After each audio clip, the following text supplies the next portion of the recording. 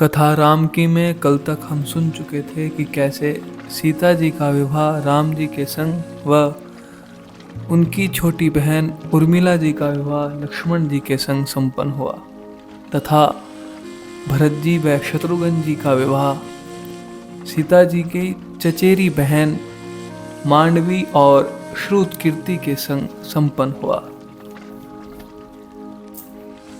चारों पुत्रों का विवाह संपन्न होने के बाद राजा दशरथ के मन में अब एक ही इच्छा बची थी, राम का राज्याभिषेक, उन्हें युवराज का पद देना।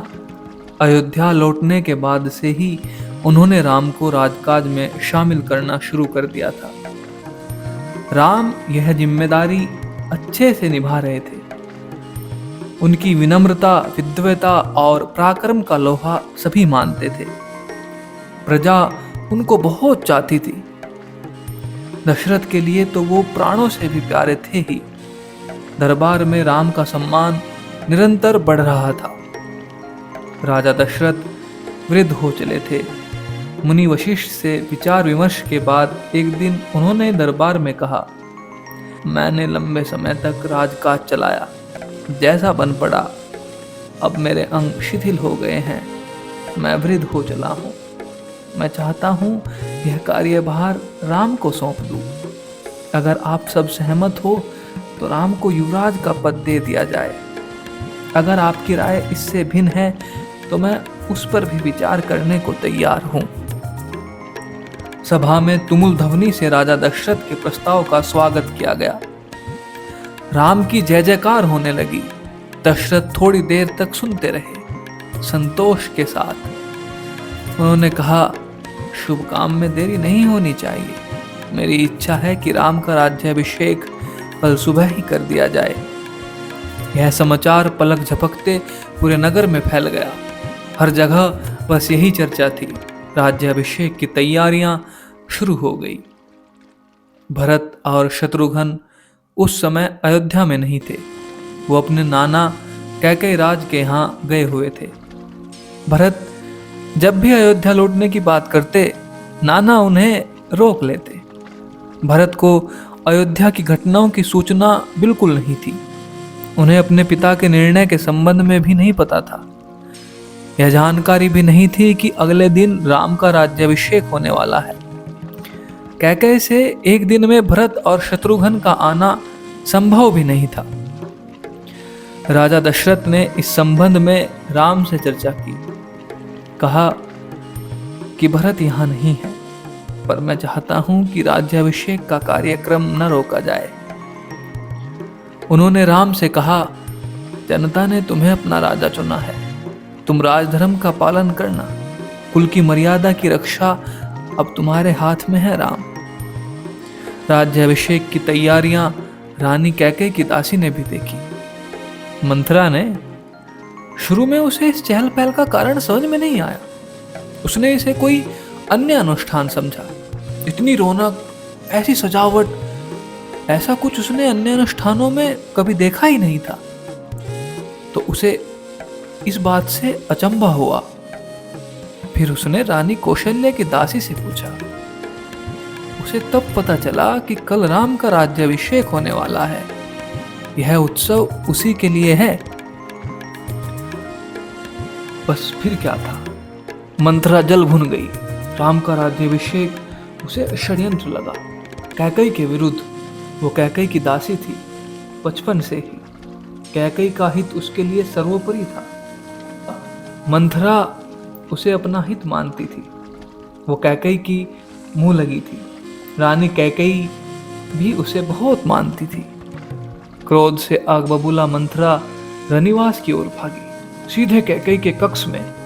वो हाँफ रही थी, क्रोध से चेहरा लाल था। भागने के कारण सांस उखड़ रही थी। उसने रानी कैकेयी को सोते हुए देखा। किसी तरह स्वयं को संभालते हुए मंथरा ने कहा, अरे ओ मेरी मूर्ख रानी, उठ। तेरे ऊपर भयानक विपदा आने वाली है। यह समय सोने का नहीं है।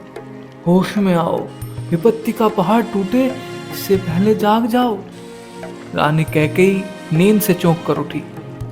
उन्हें मंथरा की बात समझ में नहीं आई। बात क्या है मंथरा? तुम इतना घबराए क्यों हो? सब कुशल तो है? उन्होंने पूछा। कैसा कुशल, कैसा मंगल? सब अमंगल होने वाला है। तुम्हारे सुखों का अंत। महाराज दशरथ ने कल राम का राज्याभिषेक करने का निर्णय लिया है। अब राम युवराज होंगे। यह तो बहुत शुभ समाचार है। कैकेयी ने प्रसन्नता से अपने गले का हार उतारकर मंथरा को दे दिया। मैं बहुत प्रसन्न हूं। राम युवराज पद के लिए हर तरह से योग्य है मंथरा। रानी, तुम्हारी बुद्धि फिर गई है, मति मारी गई है। सवाल राम की योग्यता का नहीं है, राजा दशरथ के षड्यंत्र का है, तुम्हारे अधिकार छीनने का है। मंथरा ने हार दूर फेंकते हुए कहा। ये षड्यंत्र नहीं तो और क्या है? कल सुबह राज्याभिषेक होना है राम का। भरत को जानबूझकर ननिहाल भेज दिया, समारोह के लिए बुलाया तक नहीं। कैकेयी का स्वर उग्र हो गया। उन्होंने मंथरा को डांटते हुए कहा, राम के प्रति मेरा अगाध स्नेह है मंथरा। वो मुझे मां के समान मानते हैं। तुझे इसमें षड्यंत्र दिखाई देता है? इसमें षड्यंत्र नहीं है। राम के बाद भरत ही राजा बनेंगे। राज सर्वदा ज्येष्ठ पुत्र को ही तो मिलता है। मंथरा पर इस फटकार का कोई प्रभाव नहीं हुआ। उसके लिए यह दशरथ का षड्यंत्र था। वो रानी कैकेयी के पलंग पर बैठ गई, उनके बहुत निकट। कैकेयी के चेहरे की ओर देखते हुए उसने कहा, तुम बहुत भोली हो, नादान हो। तुम्हें आसन संकट नहीं दिखता। दुख की जगह प्रसन्नता होती है। इस बुद्धि पर किसी को भी तरस आ जाएगा। समझो रानी, राम राजा बने तो तुम कौशल्या की दासी बन जाओगी। भरत राम के दास हो जाएंगे, वो राजा नहीं बनेंगे। राम के बाद अगला राजा राम का पुत्र होगा। अनर्थ को अर्थ समझने की मूर्खता मत करो। राम को राज मिला तो वे भरत को देश निकाला दे देंगे। वे भरत को दंड देंगे। इस तिरस्कार से भरत की रक्षा करो रानी। कोई ऐसा उपाय करो कि राजगद्दी भरत को मिले और राम को जंगल भेज दिया जाए। कैकेयी पर मंथरा की बातों का असर होने लगा। उनका सिर चकरा गया। वो पलंग से उठी तो पांव सीधे नहीं पड़े। आंखों में आंसू थे। मन भारी हो गया।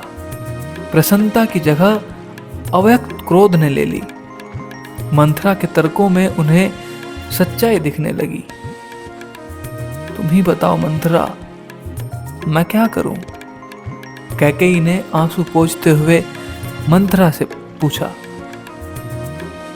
मंथरा पलंग से उठी, कैकेयी के पास जाकर खड़ी हो गई। उसने कहा, कुछ नहीं, केवल याद करो रानी, महाराज दशरथ ने तुम्हें 2 वरदान दिए थे। दशरथ से अपना वचन पूरा करने को कहो। एक से भरत के लिए राजगद्दी मांग लो, दूसरे से राम को 14 वर्ष का वनवास। नमस्ते जी। कथा राम की में यह था भाग 6। इससे अगला भाग हम कल लेकर आएंगे।